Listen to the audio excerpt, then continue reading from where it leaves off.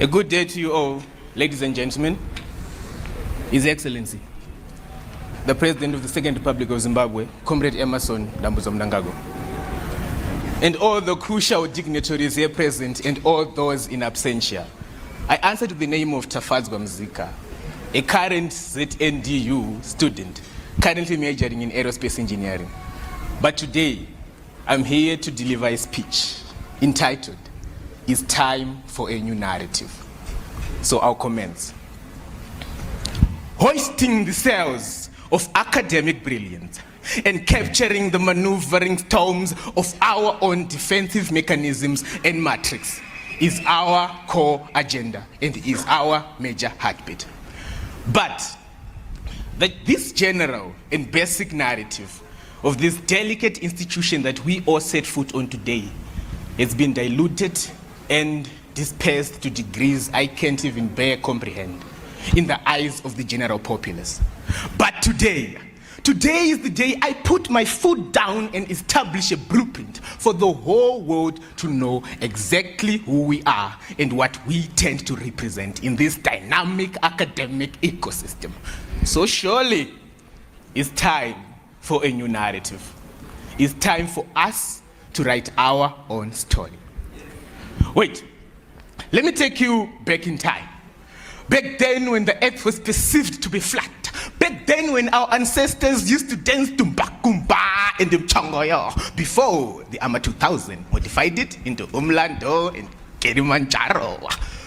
Back then when the mere concept of I went from this, yes, I am to this. I chose a independence was just a fragmentation in the minds of many. We have our very own forefathers who left everything behind and went toe to toe, head to head, and boot to matador with the back then colonial regime. Bullets flying, guns blazing, sleepless nights in deserted forest, and blood being shed to give us the independence that you and me enjoy here today. I give great gratitude and honor to all the comrades here present and all those in absentia for the supreme sacrifice that you made for us. With that, I salute you. Let's further magnify the scope towards our teapot-shaped nation, Zimbabwe, Zimbabwe, blessed with the Mavel, Mosiatunya, the smoke that thunders, and armed with a culture as erotic and delicate as gazing towards the break of dawn. We are now ushering in the battle of the minds. We are now ushering in national think tanks for strategic thinking and maneuvers to combat comprehensive attack on the realm of global defense. And of course, the underlying security matrix. That is how we are moving as a people. That is how we are gearing towards success. And henceforth, this initiative led to the second presidential proclamation of 2017, which opened the back then gates of Zimbabwe Defense College.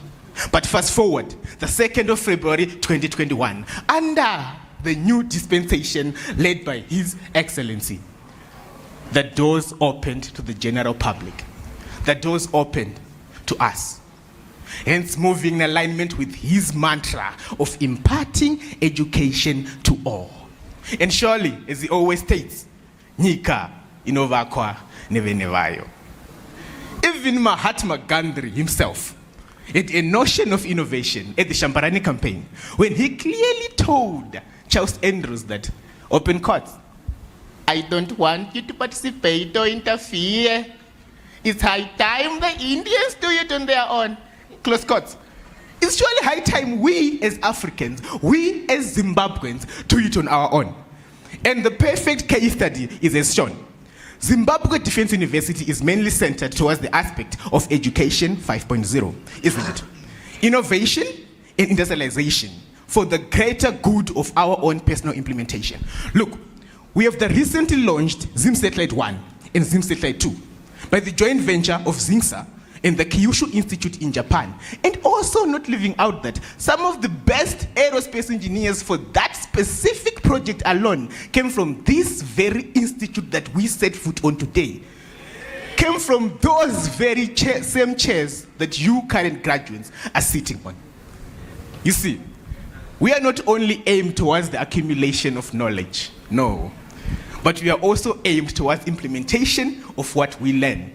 Because as Zimbabwe National Defense University, we surely walk the talk. Furthermore, this institution is mainly centered within three major aspects of education, three major faculties. Firstly, the defense and security sector. Secondly, the social studies sector. And lastly, the engineering sector, which I myself am a proud member of. All these coagulate to produce the aspect of putting Zimbabwe first and upholding the spirit of Pan-Africanism by strategic thinking and liberation ethos. That is ZNDU for you, gentlemen. So, if Martin Luther King Jr. had a dream that one day his daughter will walk through the streets of Alabama without being judged due to the color of her skin, today, I also have a dream that one day Zimbabwe National Defense University will become a force not to reckon with in the academic arena, will become a force not to twingle with in this ecosystem of academia. That is our own narrative. That is our own story. So with this, I put my case to slumber. Thank you, His Excellency.